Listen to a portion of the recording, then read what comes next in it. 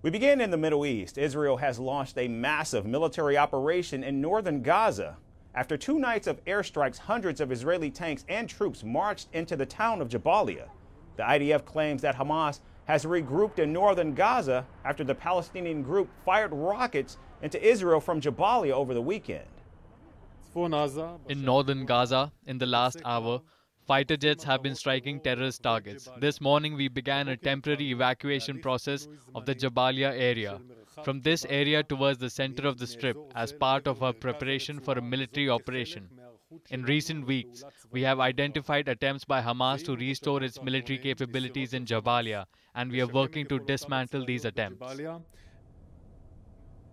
With fighting erupting again in Northern Gaza, Israel continues to encircle and choke Rafah. And already the United Nations has estimated that over 300,000 Palestinians have been forced to flee the Gaza city in just the last week. And now Rafah's last remaining 24-hour hospital is on the verge of collapse. With the Arab, international, and Islamic silence, the situation becomes more and more catastrophic. Now Kuwaiti's specialty hospital became in the area that is threatened with evacuation. The Zionist enemy breaks all international and humanitarian laws. There is no place for patients and injured to go to except for this hospital. Now, amid the backdrop of the latest offensive by Israel, the United States is stepping up its criticism.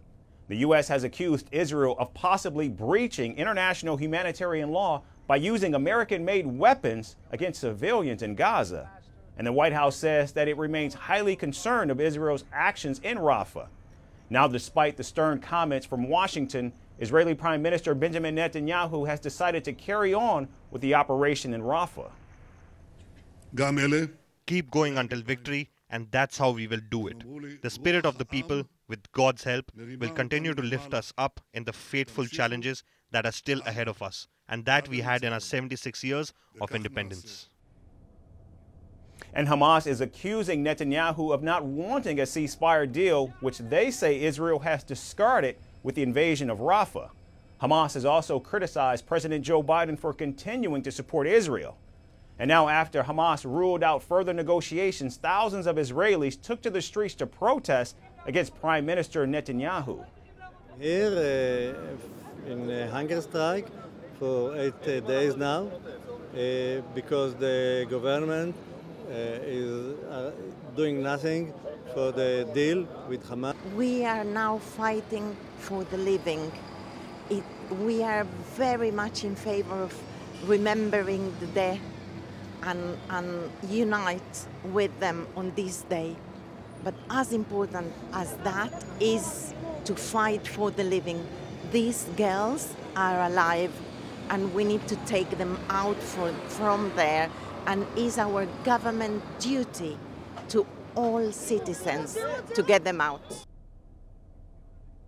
To date, the Israeli Prime Minister has refused to agree to a ceasefire and has launched more military operations in the already battered Gaza.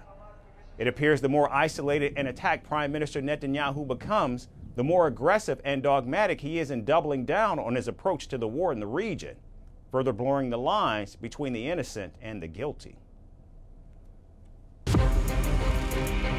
From impeachments to inaugurations, if it's a political story, we are on the scene.